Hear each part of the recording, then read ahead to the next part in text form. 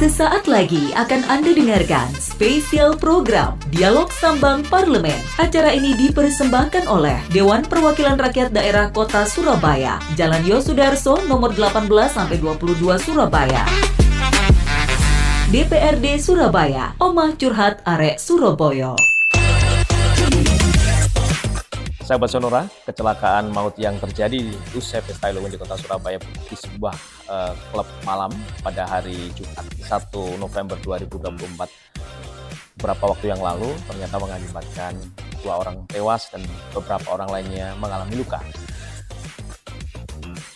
Kondisi ini tentu menjadi keprihatinan bersama, khususnya masyarakat yang di kota Surabaya yang selama ini memang kita Surabaya relatif adem, relatif aman, dan hampir tidak pernah terdengar sesuatu yang kemudian terkait dengan miras ataupun klub malam yang kemudian berimbas pada sebuah kecelakaan maut yang terjadi seperti di hari Jumat tanggal 1 November 2024 yang lalu. Nah, kemudian juga banyak pihak kondisi ini menjadikan pertanyaan besar. Sejauh mana sebenarnya pengawasan terhadap rumah hiburan umum di kota Surabaya ini, dan kemudian konsep ataupun bagaimana sebenarnya standar operasional untuk pengawasan terhadap RHU ini khususnya dalam hal jual beli ataupun juga terkait dengan minuman beralkohol. Nah, untuk menggali lebih jauh tentang kondisi yang ada saat ini dan bagaimana respon dari wakil kita yang ada di DPRD Kota Surabaya, saya Hermawan Priyono akan mengajak Anda, sahabat Sonora, selama 1 jam ke depan di pagi hari ini berbincang dengan Putih Leksono, Sarjana Hukum dari Komisi B DPRD Kota Surabaya, dan beliau juga menjabat saat ini sebagai Ketua Fraksi Partai Demokrasi Indonesia Perjuangan. Dan kali ini kita akan membahas dengan topik pengawasan RHU pasca laka maut. Apa kabar Pak Budi? Kabar baik. Assalamualaikum sahabat Sonora. Senang sekali bisa ketemu dengan Pak Budi, sehat dan tetap bersemangat mengawal suara rakyat. Selalu.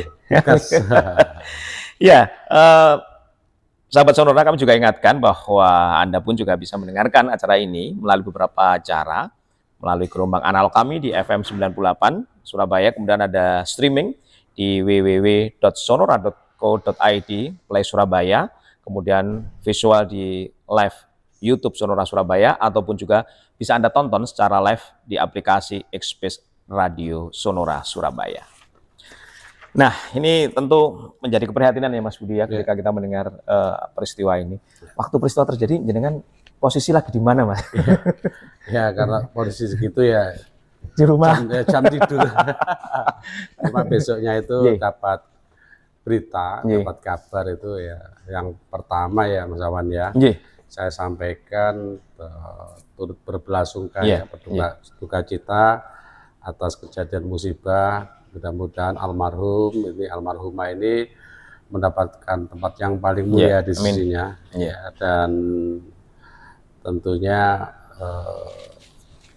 dengan keprihatinan ini mudah-mudahan ini, dengan putrinya ini yang ini mudah-mudahan nanti ada jaminan juga. Jadi saya sangat prihatin dengan kondisi seperti itu, dan kita nanti juga dalam diskusi ini itu kita ambil hikmahnya dari semua ini. Dan ini sepertinya kan kita sudah lama ya Mas tidak mendengar peristiwa-peristiwa yang kemudian seperti kecelakaan maut karena minuman beralkohol dan lain sebagainya, Mas. Sebenarnya saya mendengar, cuma dalam konteks mungkin tidak seviral ini. Oh gitu. Jadi pasca pulang dari tempat hiburan itu kan banyak kejadian ya mobil ini, cuma mungkin seolah-olah ngantuk, tapi kan ini kan kita tidak tahu mereka dari mana kan seperti itu. Juga kadang itu kita melihat dalam konteks keamanan kenyamanan pengunjung itu tawuran.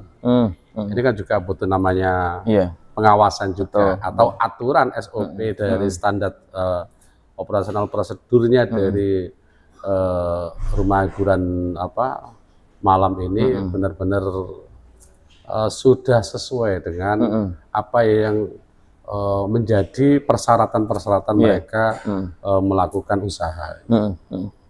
Nah, kalau kita bicara tentang tempat hiburan malam di kota Surabaya, Mas ya, karena Surabaya ini kita kenal sebagai kota jasa. di sini ya terus lengkap ya Mas ya, kota jasa dan sebagainya. Dimanapun itu bisnis apapun itu bisa. Ya betul. Nah sejauh ini kalau DPR melihat khususnya dari jajaran Komisi B, bagaimana kemudian pengelolaan dan juga mekanisme pengawasan yang sejauh ini sudah dilakukan, Mas? Ya, jadi kan kalau perizinan sekarang kan sudah diambil alih oleh provinsi. Iya. Tetapi dalam hal segala permasalahan ini kan ada di lingkup Kota Surabaya. Jadi masyarakat luas itu juga bisa ikut mengawasi.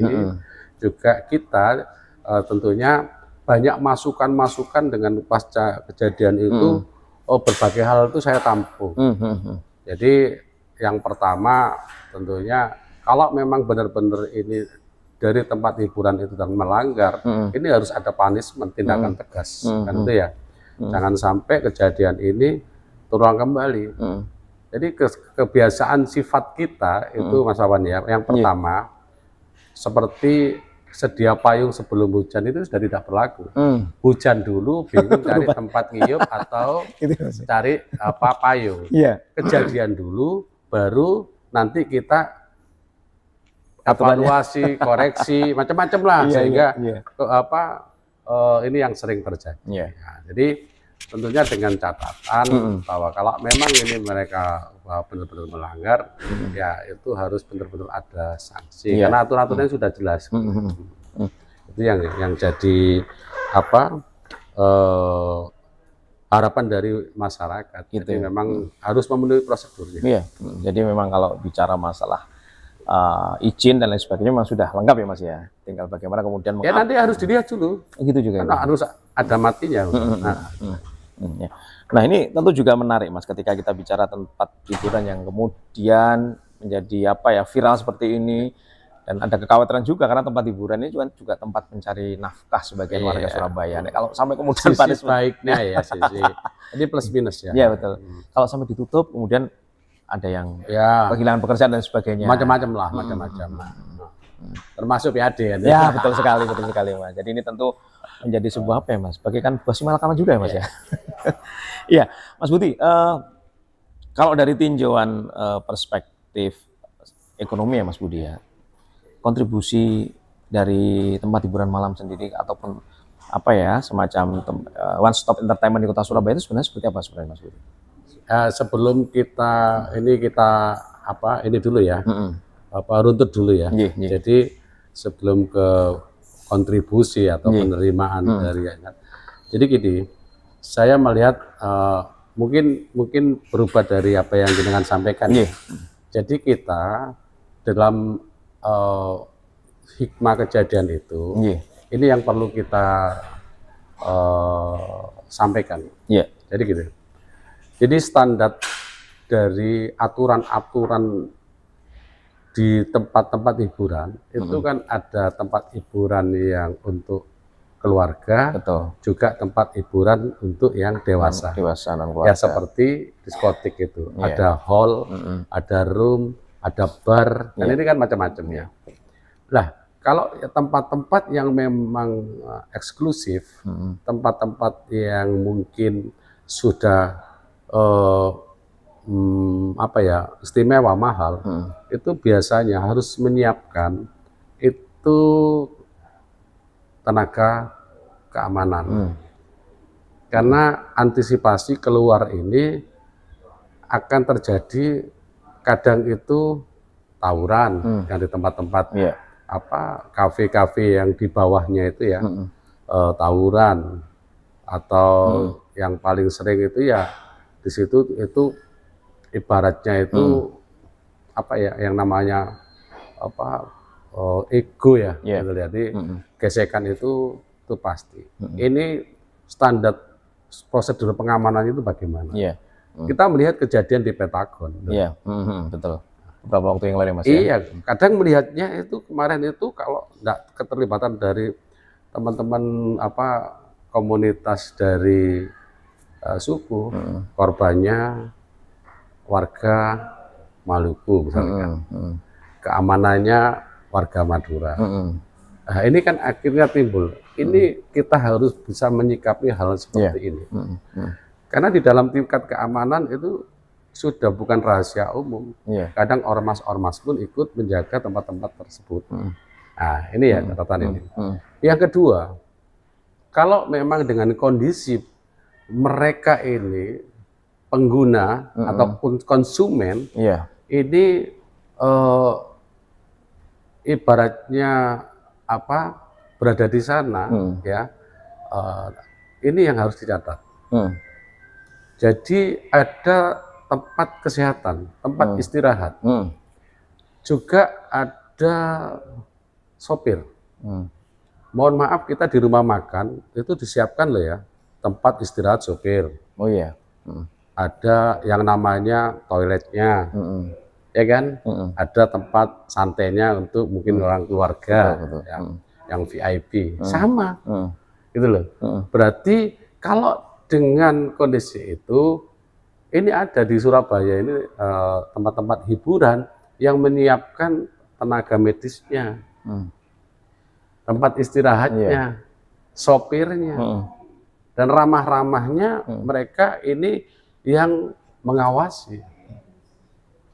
Karena ini kan hal mahal, betul. Jaminannya itu pasti mereka dilayani dengan baik.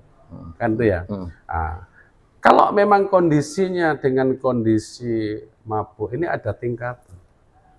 Jadi benar-benar ini kalau kondisi seperti ini sudah diawasi satu pintu. Jadi mereka, oh jangan, ini harus memang kita berisiko melawan orang-orang yang mungkin kesadarannya sudah hilang, terkontaminasi dengan minuman, kan ya Mas Awan. Jadi ini yang perlu dalam catatan bahwa mereka ini sudah boleh dilepas untuk istirahat dulu atau dinetralisir, diantar sampai ke rumah. Nah, di sisi lain ini ada jaminan keselamatan sampai mereka di rumah kalau memang ini konsumennya. Kalau ini tamunya, sehingga dalam catatan ada pengawasan, jaminan sampai terjadi apa-apa di dalam perjalanan. Betul. Jangan melihat dari sisi bahwa keuntungannya. Sudah kamu kalau dari sini, sudah di luar sini ya sudah. Selesai. Nah, kalau terjadi apa-apa seperti ini, apa enggak ada tanggung jawab dari tempat asal mereka itu melakukan kegiatan ikut kayak kemarin itu acara party ya, Halloween gitu ya. Nah, seperti itu kan tentunya masa warga masyarakat itu harus disalahkan. Siapa yang minta? Sama pengendara pun harus ada jaminan. Jangan sampai dengan kondisi tidak sadar dia harus membawa. Pastilah ini terganggu. Nah, ini yang harus mendapatkan perhatian dari pemilik tempat-tempat hiburan. Jadi ada klasifikasi memang tempat hiburan yang jadi pengawasan juga, gitu ya.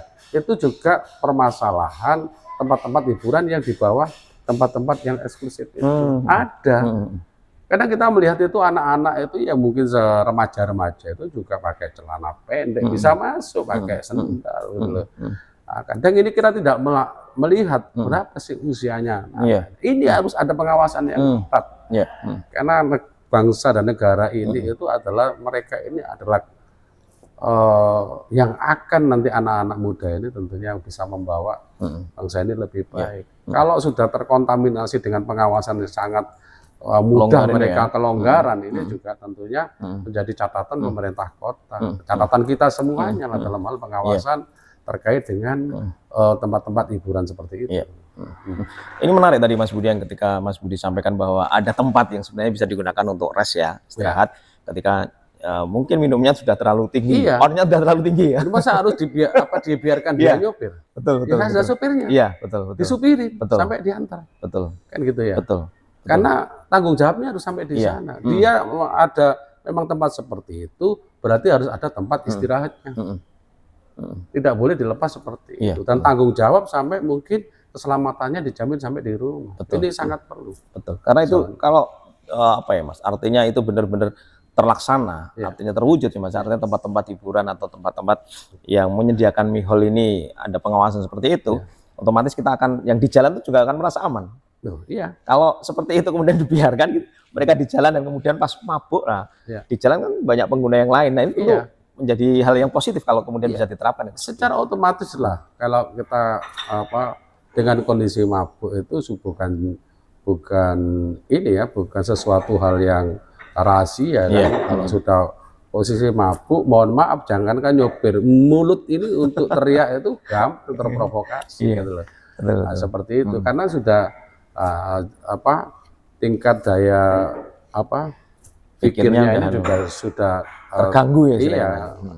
Nah, ini yang tentunya ada di sana itu medisnya juga, tenaga kesehatannya juga dalam hal pengawasan konsumen itu, customer yang biasa pengguna tempat-tempat seperti itu. Kalau di Surabaya belum ada atau ada ya, Mas, ya? Sudah ada, tapi belum banyak ya Mas ya. Iya, makanya ini yang harus perlu didorong ya Mas, didorong terus perhatian. Jadi kadang mereka itu usaha cuma ya sekedar pulang ya sudah pulang seperti itu ya. Jadi kejadian-kejadian itu sebenarnya itu banyak, cuma tidak terekspos, gitu loh ya. Jenengan kadang kan tahu itu tempat-tempat tiba-tiba mobil masuk di sungai itu kan kita tidak tahu gitu loh. Pasti kalau malam hari ngantuk lah ya. Nabrak warung gitu ya Mas. Nah, itu hal yang sebenarnya sangat ya Mas ya. Kita kadang-kadang sebagai masyarakat juga ngeri juga. Ketika mungkin yang paling sering tawuran tuh Mas. Iya betul, tawuran itu. Jadi memang perlu pengawasan yang lebih lagi ya Mas. Iya. Sama kalau sudah di luar mabuk banyak teman ya manitok lah istilahnya kan seperti itu. Disenggol ya oke gitu tok. Senggol bacok itu. Iya, ini ya tentunya jadi arek-arek mabuk itu kan biasa lah gitu. Iya. Tapi juga mereka ini kan juga harus dilindungi. Kan seperti itu. Makanya harus butuh pengawasan lah di tempat-tempat hiburan tersebut. Nah, Mas, ini kalau kita bicara tempat hiburan dan lain sebagainya memang menarik ya Mas. Artinya ini kan juga menjadi salah satu hal yang tadi sempat kita bahas di awal, menjadi salah satu kontributor bagi kemudian pendapatan asli daerah Kota Surabaya. Tapi di satu sisi lagi ada implikasi-implikasi yang lainnya dan tentu butuh sebuah sinergi dengan institusi lain untuk melakukan pengawasan dan juga maksimalisasi dari tempat ini. Nah, bagaimana kemudian jenengan melihat ini Mas Budi? Iya, tadi jenengan sampaikan antara plus minus ya kan. Antara dampak sosialnya juga, terus pendapatan juga. Nah, ini tentunya dalam catatan pengawasan ini itu kan bahwa yang perlu diperhatikan bahwa mereka investasi ini tentunya juga harus dilindungi. Nah, gitu loh. Tetapi janganlah sampai diberikan kemudahan-kemudahan juga dengan aturan-aturan yang diberikan. Contoh, dulu itu sudah jelas kalau ada tempat-tempat hiburan itu setidaknya jaraknya dari pemukiman itu 500 meter. Kan seperti itu ya. Tempat jual minuman juga, tempat hiburan. Jauh tadi tempat ibadah. Nah, ini kan dulu dalam catatan itu seperti itu. Jadi kalau sampai ini berdiri, ini sangat mudahnya otomatis perizinan ini diberikan. Sehingga kalau sangat mudah tentunya mereka juga akan memberikan persaingan standar yang murah. Ini kan juga harus diatur juga karena yang besar itu kadang yang memberikan kontribusi kan ya, yang kecil-kecil ini juga tentunya juga dilakukan pengawasan dalam hal berbagai macam bentuk minuman yang dijual juga. Jadi ada batasan-batasan juga dalam hal pengawasan ini. Ada karaoke keluarga yang tentunya dalam catatan juga dalam tingkat alkoholnya yang dijual itu sekian persen ya. Nanti kalau sudah yang dewasa ini sudah minumannya kelas ini. Jadi juga harus diawasi minumannya. Juga banyak beredar minuman yang mungkin tidak ada pajaknya juga. Nah, ini kan tentunya dalam catatan ini kita mungkin lebih paham mereka yang pada penikmat mereka tahu ya kalau yang penikmat minuman itu kan mereka tahu itu legal atau ilegal, black market, oplosan atau apa ini mereka lebih tahu. Lah ini juga butuh pemerintah juga melakukan dalam hal sinergi ya dengan bea cukai atau mungkin dari jajaran samping dalam hal pengawasan dalam hal minuman yang disediakan ini juga. Jangan sampai seperti di tempat-tempat hall atau diskotik yang di bawah itu menjual. Dulu ada kejadian mereka membawa oplosan sendiri kan ya, yang penting dia bisa merasakan dengan kondisinya, tidak mampu membeli minuman yang ini sehingga tempat-tempat itu menjadi sasaran, akhirnya banyak yang tumbang juga. Ini kan perlu pengawasan semuanya dari berbagai tempat di mana itu diizinkan, berarti disitulah harus mendapatkan pengawasan secara intensif. Intensif ya, ya. Jadi ya Mas, cukup kompleks juga ya Mas ya. Masalah RAU dan lain sebagainya ini Mas ya. Nah kalau sejauh ini Mas, komunikasi dengan pihak pemerintah kota seperti apa Mas? Kalau kaitan dengan pengawasan dan lain sebagainya ini Mas? Ya tetaplah dalam hal kita bersinergi ya antara pemerintah kota, DPRD. Jadi kita itu seperti ya tadi, sebenarnya kalau ngomong sedia payung sebelum hujan, tapi kenyataannya sebenarnya kita itu sudah mengingatkan. Iya, ya. Gitu Mas. Ya. Tetapi dalam pengawasan ini kan juga tidak bisa satu persatu ini harus diawasi semua. Nah ini tentunya butuh benar-benar kerjasama. Kerjasama mungkin dari jajaran samping ya, dalam hal, mohon maaf ya, dalam mungkin di tempat hiburan seperti yang ada di Vertik atau di mana itu kan ini rame kalangan anak muda. Iya. Ya mungkin harus ada standby lah.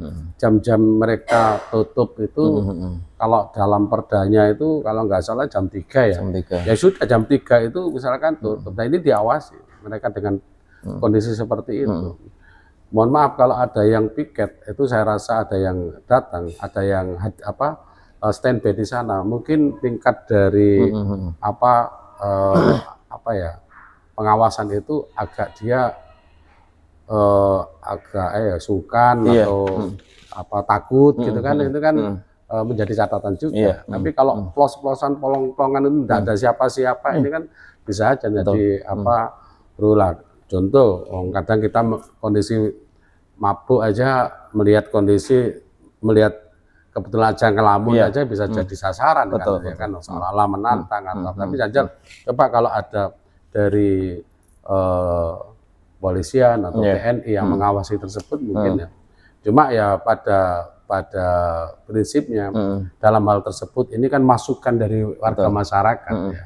Warga masyarakat dalam hal pengawasan tersebut ya. Jadi ada memang yang dari ormas juga yang mengawasi juga tempat-tempat tersebut. Nah, ini yang dulu sebenarnya niatnya itu baik, tapi karena kejadian namanya terpengaruh dalam alkohol itu kan macam-macam lah nanti yang akan dialami kan seperti itu. Saya tuh pernah Mas mengalami sesuatu istilahnya ketakutan Mas. Artinya gini Mas. Suatu ketika saya pulang agak malam Mas. Kebetulan di sekitar Bambu Runcing kan ada sebuah tempat hiburan malam di sekitar Bambu Runcing.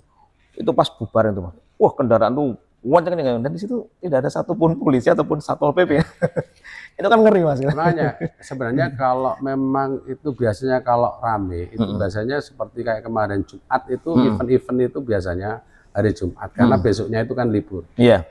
Mendatangkan artis-artis itu kan rame. Tentunya ini harus ada izin. Iya. Dari tingkat keramaian, tingkat pengunjung, kan seperti itu ya. Jadi memang benar ada pengawasan. Karena yang kita khawatirkan ya seperti kejadian-kejadian seperti ini. Jadi kalau ngomong gegeran tawuran itu tak rasa saya sering mendengar, cuma tidak sampai terekspos ya, nggak viral ya Pak? Iya, itu sudah biasa itu kalau saya di tempat itu. Cuma dalam tim pengamanannya itu mungkin dia lebih sigap dalam pengamanan. Seandainya tidak ada pengamanannya ya pastilah rame kontak, besok kita mendengar kemarin rame di sini, wah. Nah, kan seperti itu. Tapi kan sudah hilang. Nah, tapi kalau kita itu terlibat dalam hal itu, seolah-olah ada aja yang seolah-olah kita ini sebagai anggota DPRD ini penilaiannya juga kurang bagus. Tapi seperti ini saya akan memanggil nanti asosiasinya Hiperhu itu atau sama terkait dengan perizinannya itu nanti akan kita monitor. Kalau perlu kita nanti akan sidak di tempat-tempat tersebut melihat standar operasional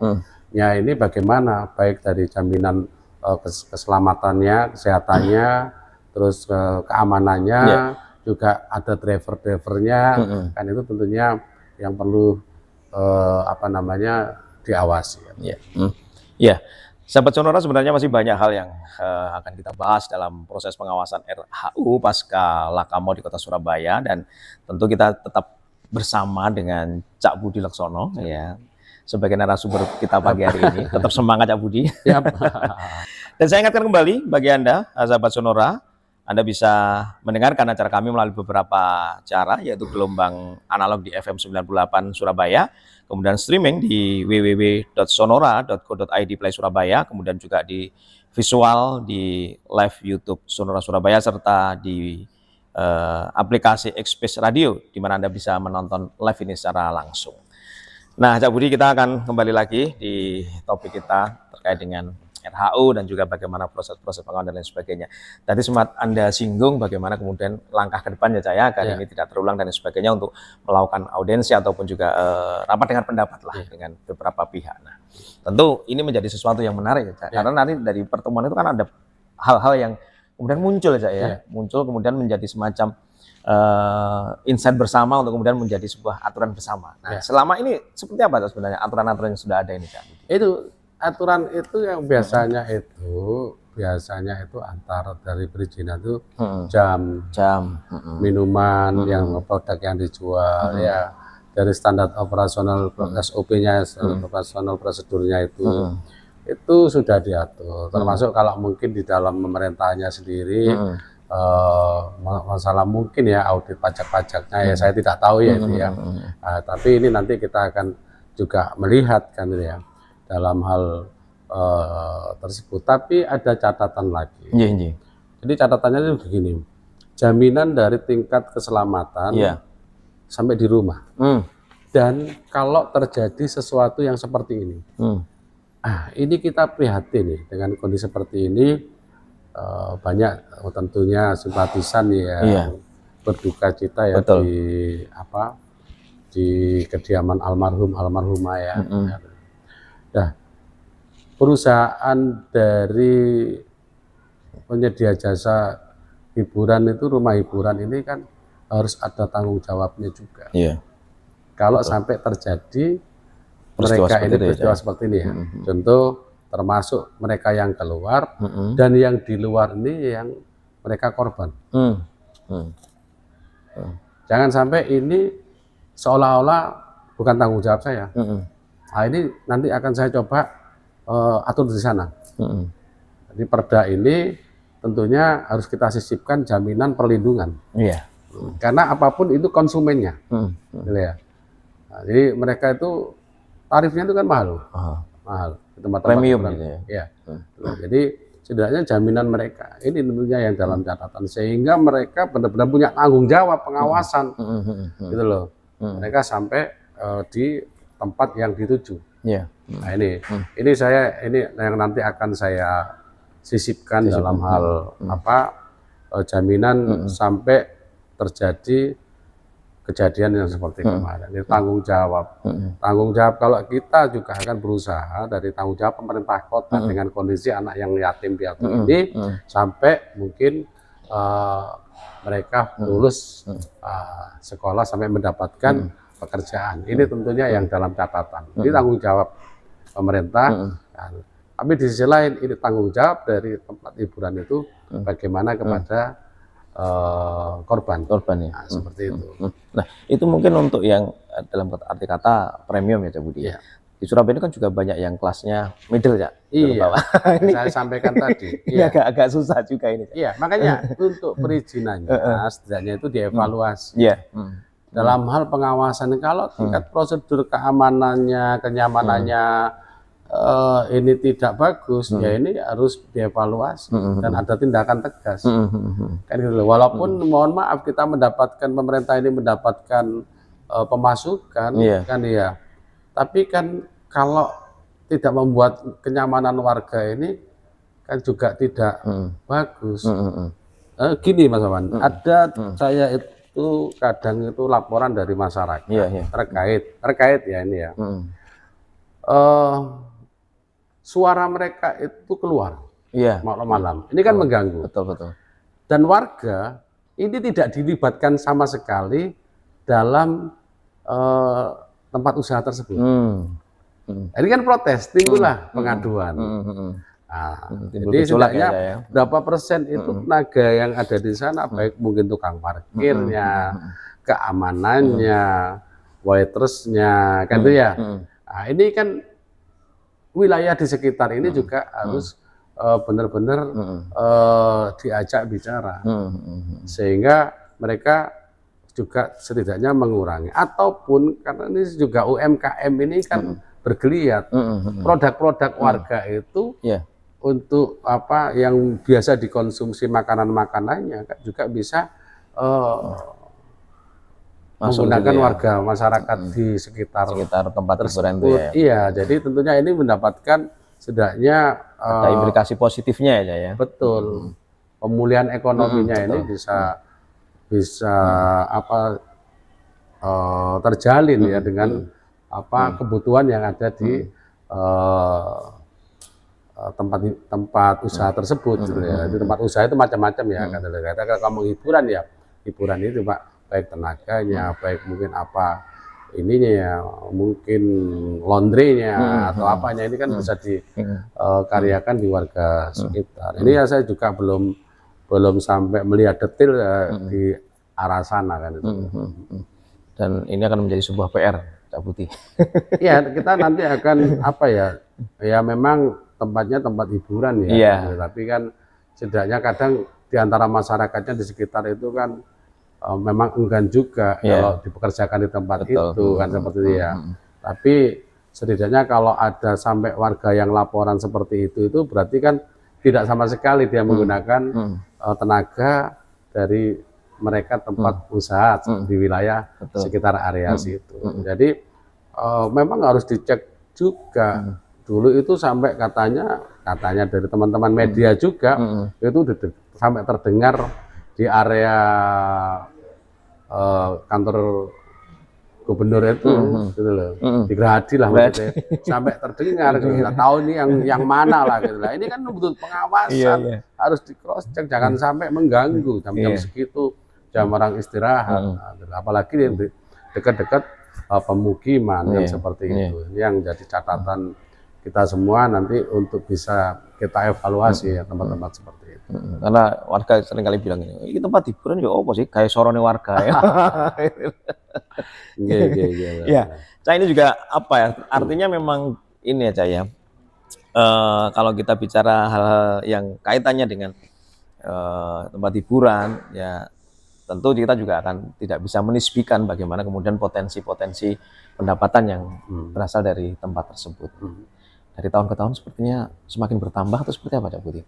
Ya, kalau ngomong tempat-tempat itu kan kemarin kan pasca COVID aja ya, sama semua itu mungkin terhutang ya. Tapi dengan kondisi seperti ini itu mesti tambah. Kita melihat dari munculnya juga mungkin tempat-tempat yang baru. Sesuatu yang manis lah dalam usaha mungkin yang seperti itu. Tapi karena kan di situ tempat mahal juga, pajaknya kan juga tinggi, dan beberapa pajak dibunyikan juga di sana.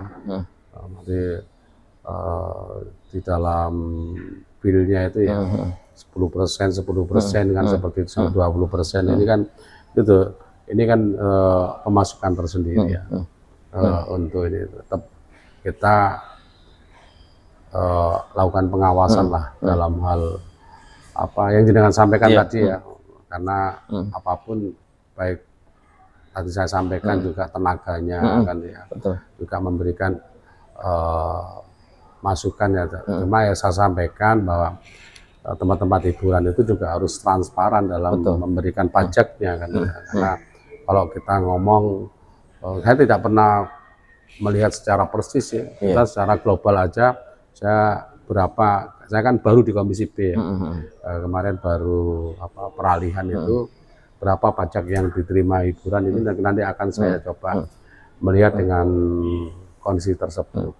Karena kalau memang secara transparan itu setiap hiburan itu mungkin kita bisa memonitor, berapa yang didapat, ini kan mesti juga akan menjadi apa ya, evaluasi.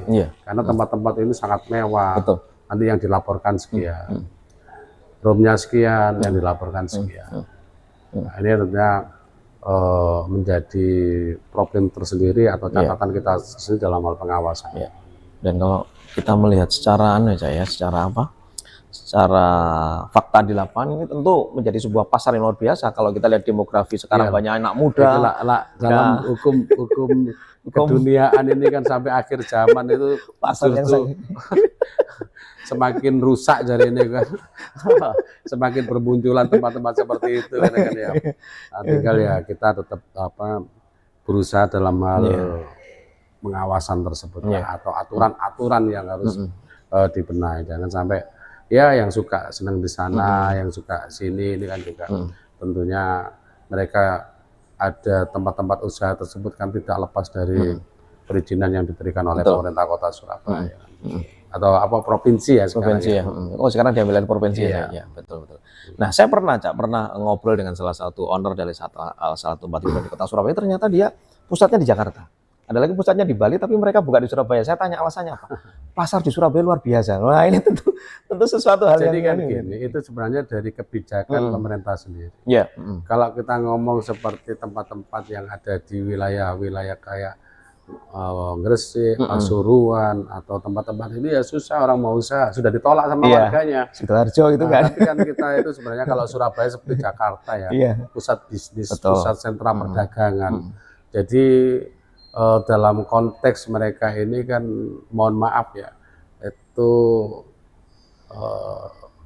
seperti kalau kita bulan Ramadan mereka itu juga berharap kalau kita saling menghargai itu berharap buka, tapi tempat ada jamnya tertentu. Jadi dalam konteks itu kalau masyarakatnya itu mengizinkan ya mungkin tempat usaha itu semakin berkembang. Tapi dari awal mereka tempat hiburan seperti itu ditolak sama warganya dan dituangkan dalam bentuk perda, ya tidak akan ada tempat hiburan seperti itu. Anggap aja ini kota santri kan seperti itu ya, berarti kalau ada hiburan berarti sudah melanggar. Itu kan dituangkan. Kalau di sini ada berarti kan sudah secara otomatis, dan itu bisnis yang mungkin mungkin sangat menjanjikan. Betul. Dan memang masyarakat butuh ya sebenarnya. Ya namanya hiburan. Meskipun kadang-kadang menyejakan sebuah hal yang beda-beda. Tempatnya kan beda-beda. Makanya ada karaoke keluarga, ada bar, ada diskotik, ada hall. Itu pun terbagi lagi. Ada sekelas kayak di sini tuh Rasa Sayang, ada tempat-tempat biliarnya. Jadi tempat karaoke juga ada tempat biliarnya kan, itu kan macam-macam. Itu menarik konsumen, menarik customer gitu, pengunjung. Jadi dikasih daya tarik seperti itu. Itu kan cara-cara di dalam berbisnis saja, marketingnya seperti itu. Jadi memang pasar ya, kembali lagi ke pasar ya. Nanti kemasannya rumah makan. Ya kan kemasannya kan rumah makan, tapi ada minuman alkoholnya. Nah, ini yang harus dipantau. Jangan sampai ternyata mereka itu tidak ada izinnya. Nah, ini kan kebocoran PHD. Ini masalahnya dalam catatan itu. Cuma kami hanya kalau tidak ada laporan itu ya kadang ya mau melihat kondisi itu dipikir kita golek-golek ya. Seperti itu yang dikhawatirkan. Apalagi kita ini cuma anggota dari komisi. Iya Mas, apa ya istilahnya ke depan, apakah akan ada semacam ini Mas, semacam program ataukah ada langkah-langkah tertentu yang saat ini disiapkan Komisi B khususnya dalam upaya memaksimalkan pengawasan terhadap RHI? Itu tadi yang saya sampaikan, itu nanti kita akan bahas. Kita akan lebih detail lagi ya Mas? Iya, kita akan mengundang. Jangan sampai jaminan lah sampai terjadi apa-apa seperti itu tidak lepas tangan. Itu yang jadi catatan. Catatan kita, kalaupun memang harus ada yang dirubah ya nanti kita berdasarkan ya musyawarah, kita memanggil, yang penting semua itu niatnya itu baik aja. positif lah. Iya. Tentu ini menjadi sesuatu hal yang menarik, pemirsa, pendengar Radio Sonora, sahabat Sonora, bahwa apa yang disampaikan oleh Mas Budi tadi setidaknya menjadi gambaran nyata bagaimana kemudian DPRD ini berupaya untuk membuat semacam aturan yang kemudian bisa disinergikan dengan pemerintah Kota Surabaya, bagaimana aturan ini menjadi semacam rambu, menjadi pelindung khususnya dalam operasional tempat hiburan malam yang tentu ya memang dibutuhkan, tetapi di satu sisi lagi juga harus memberikan perlindungan terhadap masyarakat. Nah, mungkin ada satu hal lagi Mas Budi yang ingin kami tanyakan, mungkin harapan DPRD sendiri ke depan, bagaimana kemudian keberadaan tempat ini, bagaimana kemudian kedepannya harus seperti apa dan lain sebagainya, dan kemudian kontribusinya seperti apa mungkin bisa disampaikan juga. Jadi karena ini adalah peluang untuk usaha bisnis ya, jadi setidaknya jangan sampai diperketat perizinannya, perizinannya diketat, dievaluasi perizinan tersebut. Kalau memang banyak melanggar, banyak sering terjadi keributan atau laporan, ini pun harus ada punishment, harus ada tindakan tegas, dicabut izinnya ya kan ya. Nah, jadi jangan sampai nanti kalau itu dipermudah, tentunya juga mereka akan sangat mudah melakukan pelanggaran. Termasuk ini kita sama-sama dengan masyarakat itu melakukan pengawasan. Jadi tempat-tempat yang standarnya di bawah seperti kafe-kafe yang izinnya kafe-kafe yang ada menyediakan minuman hall-hall itu juga pengawasan anak-anak itu yang kelihatan remaja, kelihatannya besar tapi usianya kadang masih ini gitu, masih kecil ya. Jadi ini tentunya dalam catatan. Jadi dalam perizinan, terus apa yang saya sampaikan tadi dalam catatan bahwa semoga ini aturan-aturan ini segera bisa didengarkan teman-teman untuk bisa dievaluasi terkait SOP-nya sampai jaminan itu sampai keselamatan sampai di tempat tujuan. Ini tentunya sangat perlu. Nah, kalau memang ini tidak bisa menyediakan seperti itu, berarti tidak perlu diberikan izin. Nah, gitu ya. Dalam tanda kutip memang ada berbagai tempat jenis hiburan kan seperti itu ya. Nah, tapi sebagai catatan juga siapa sih yang ingin mendapatkan musibah, tapi kita mengingatkan kepada sahabat Sonora juga ya dalam hal mereka yang hobi ya ini juga memberikan masukan-masukan kepada kita selalu menjaga kondisi Kota Surabaya ini lebih nyaman ya, lebih kondusif ya, lebih tantram lah. Itu mungkin ya catatan kami. Sebenarnya masih pengen banyak yang ingin ditanyakan, tapi ternyata waktu tidak memungkinkan, Mas. Dan kita sudah di penghujung, Mas, dari dialog Sambang Parlemen episode kali ini. Mas Budi Leksono, Sarjana Hukum dari Komisi B DPRD Kota Surabaya sekaligus Ketua Fraksi PDIP Kota Surabaya. Terima kasih, Mas, atas waktunya. Tetap sehat, tetap semangat dalam memperjuangkan amanat untuk rakyat Kota Surabaya. Siap. Saya Hermawan Priyono akhirnya mewakili segenap kru yang bertugas pamit undur diri. Selamat melanjutkan aktivitas Anda dan sampai jumpa di lain waktu. Terima kasih telah Anda dengarkan spesial program Dialog Sambang Parlemen. Acara ini dipersembahkan oleh Dewan Perwakilan Rakyat Daerah Kota Surabaya, Jalan Yosudarso nomor 18-22 Surabaya. DPRD Surabaya, Omah Curhat Arek Surabaya.